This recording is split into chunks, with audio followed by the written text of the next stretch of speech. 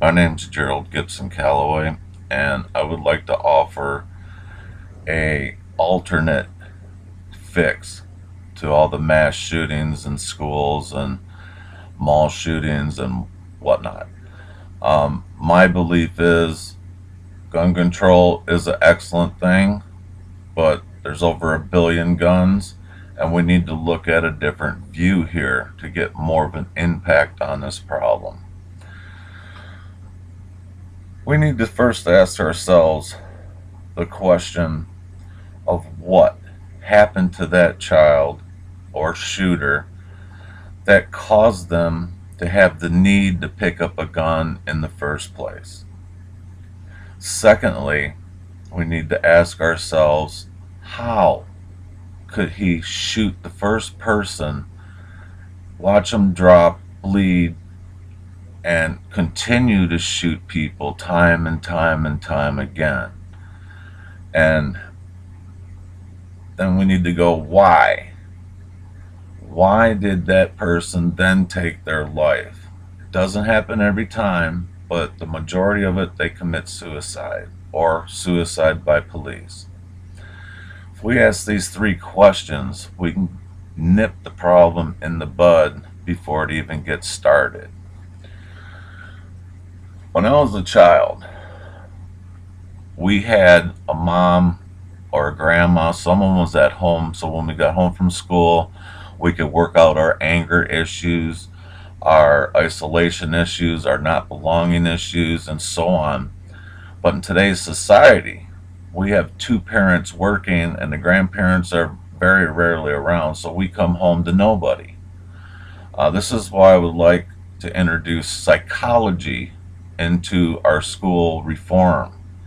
We need to get that anger management, tools for them to deal with their emotions from kindergarten all the way to PhD. Um, that would help with the what happened to that child to make them pick up a gun. And then the second one was how could they shoot someone and keep continuing? This is where I believe ethics should also be a class from kindergarten to PhD. This teaches you you don't kill, you don't maim animals, you don't beat up people, you don't haze them, you don't social media blitz them to death. This would give them morality, is what's missing. We used to get that in churches. We go to church every Sunday. We'd sit there and listen to the preacher, and then we'd have community where everybody's there at once, so you're not isolated and you get used to being around people. Well, that's gone.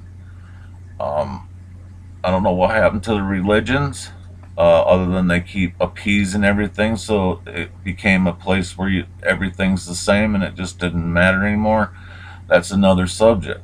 But the fact of the matter is, it's not there. And our children don't have a steady dose of ethical behavior. Then, thirdly, why? Why would you commit suicide? I believe this is tied directly to, not exclusively, but to nutrition.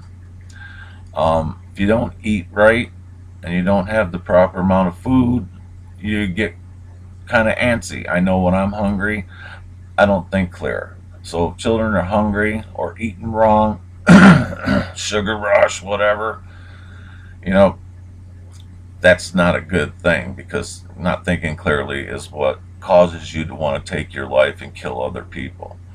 At this point, I like to say that for those who did the shootings and are incarcerated, they would give us an excellent view into the what happened, how can you shoot someone and keep going, and why would you take your own life? Because I'm sure they were teetered on the point and then didn't want to.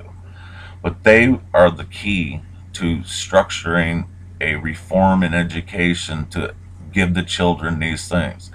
I know teachers say, well, that's not our job. That's the parents' job at home. Well, the parents are both working. There's no time for that. Help them with homework and working the society today, you just don't have that. You need to infuse that into the education system.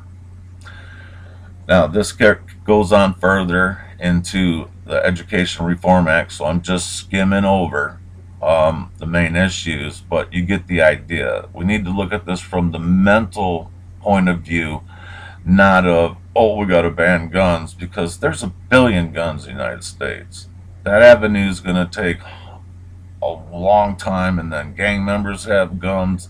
I used to live down in a slum area when I was rebuilding my life, and everybody had a gun and a stash of them. So guns are plentiful. I mean, you'd have to become a militant state and seize weapons, and you all know where that's going to go.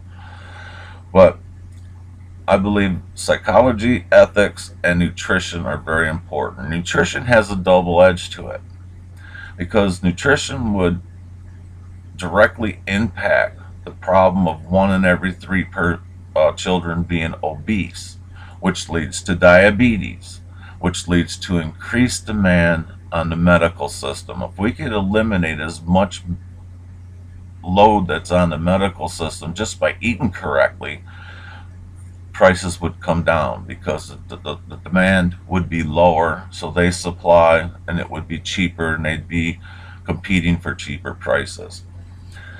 Now, also, children today, and even when I was in school, back when there was dinosaurs, we had no real purpose to go to school. I'm sure you've all heard, if you're a mom, dad, grandpa, whatever, friend of the family, you've heard the kids say at least once, why am I learning this stuff? I don't need it. Well, the fact of the matter is, we need to give them a goal, because they're absolutely correct. And we need to streamline the education system to that goal. And I believe in this time and age, they should be gearing towards space exploration. We should already be on the moon. We should already be on Mars. And when I say I mean a base. And Titan should be explored. Titan, you go, oh, it's freezing, it's cold. Well, there's water there, and methane, which are all fuel devices to be able to supply generators, to supply electricity, to supply heat, to supply light, to grow plants. It's all there. It's just how you look at it. And these are each going to be separate little individual things that I'm going to be posting on there. But not only is space exploration, as part of the space exploration, we need to learn how to grow agriculture in extreme environments, such as Death Valley and Sahara Desert. What I see can be done is turning the Sahara Desert into a lush agricultural multi-state place. We could take that whole desert, if we just did it, and turn it into agricultural state. And you say, how? That's impossible. No, it's not. We produce so much human waste that there's our fertilizer. And electricity, there's a Cal Lab SMSR power plant, which pretty much runs itself with supplemental sun and wind power. And you can supply as much power as anything. And you go, well, where's the water coming from?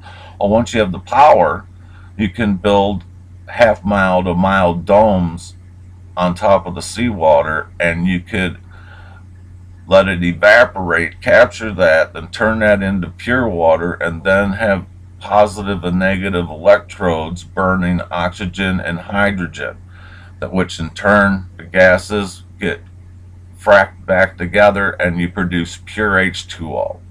So water is not a problem. Fertilizer is not a problem. Domes, and the plant I want to build is made of plastics that are ultrasonically bonded to be just as strong as steel. And we all know byproducts of oil is plastic. There's plastic all over the place we can use. I'm sorry I'm rambling, I'm going on, but the issue here is we need a purpose for our kids, which is space exploration, which means all books, all grades across the United States are studying the same thing, funded by the government and the lottery systems, which was supposed to pay for the things.